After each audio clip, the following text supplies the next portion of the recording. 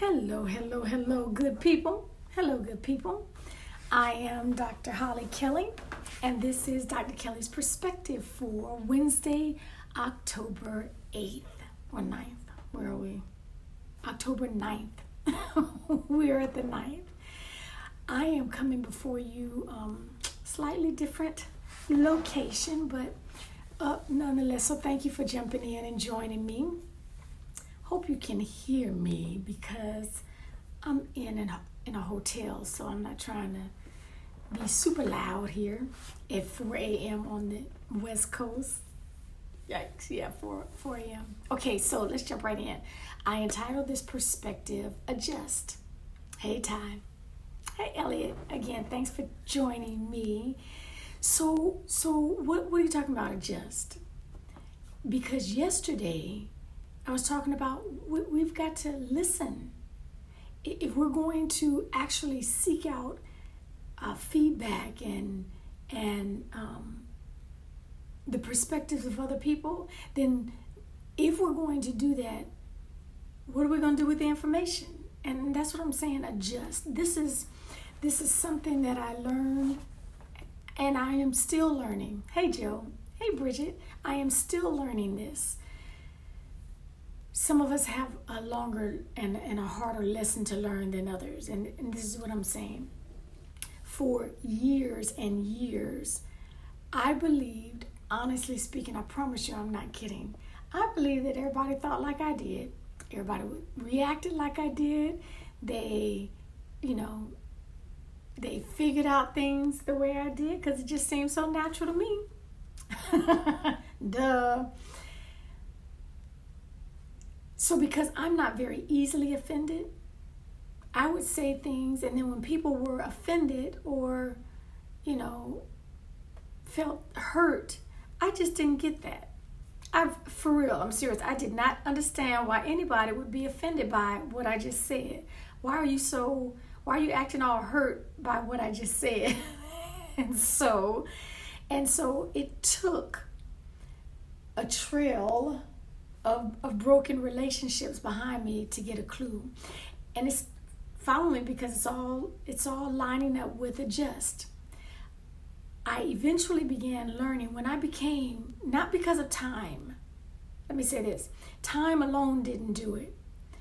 When I became intentional, when I became more deliberate about becoming a better leader, becoming a better listener, when my life mission statement really kicked in for me, which is if I cannot impact a life, then I've wasted mine. When I really began to understand that and study leadership and study those who did what I wanted to do in excellence, that's when I began to adjust. And by that I mean I learned to meet people where they were, not where I was.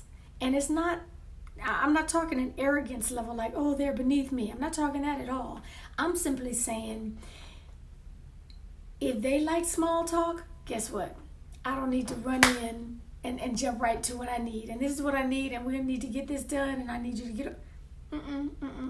Because they can't even hear me.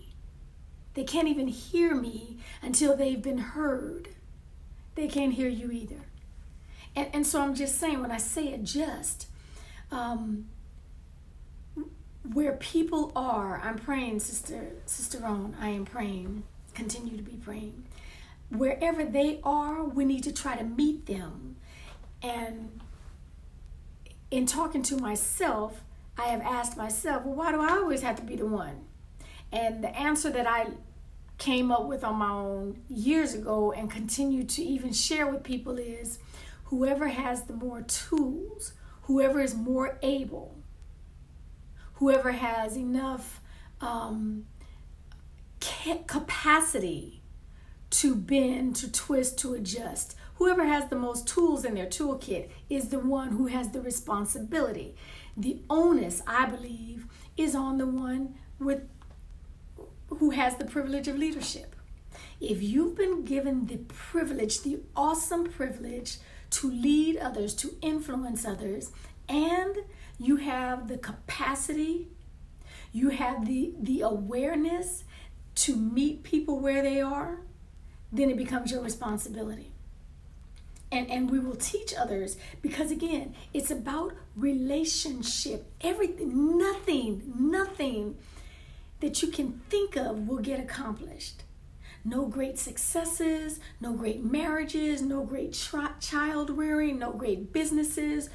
You cannot become a phenomenal teacher or educator. Nothing happens outside of relationships, strong relationships. And so one of the ways that we do that is the willingness, the awareness first, but the willingness to adjust. So I believe leaders have a stronger onus to do that, to meet someone where they are. You can't get blood out of a turnip. If someone does not know because they have not matured enough, they have not grown in their awareness, their emotional intelligence. Okay, your intellect, that's nice. If you want to build strong relationships and therefore make progress in this life, you better get a little emotional intelligence behind you, meaning I understand me, but guess what? I understand others and the impact that my behavior has on others, has on the situation. So I'm not going to be, I'm getting ready to get out of here because it's another long day. But I just wanted to offer to you, I want to issue my challenge. Strong relationships come from the willingness to I believe that. If you are a strong, dominant personality, Miss Keisha, I know you are, and you're dealing with a strong, dominant personality, unless one of them is willing to adjust, you're going to be at a standstill bumping heads. Egos flying all over the place. It doesn't make us lesser or weaker or less than to adjust. And again, I put the onus on the person who has the larger capacity, the larger awareness to adjust. The one whose the onus is on is the one who has the privilege and to be in a position of leadership, to be in a position of influence. So my challenge today on this wonderful Wednesday is to check out your relationships. Check them out, especially those that are bumpy, especially those that are more challenging than others. Have you been as willing to adjust? We have to typically adjust first. Some people don't know what to do because they've never seen it. This is all they see.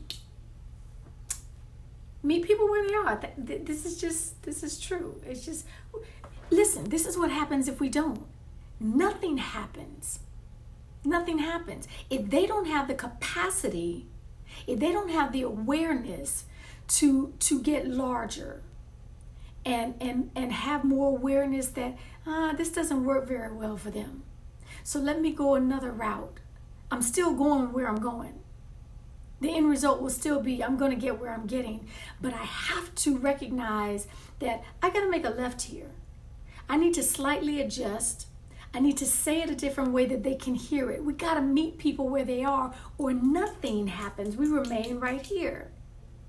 We're in a meeting, we're in a presentation, you say what you got to say and there's no questions. Don't be impressed by that. We may have shut everyone down.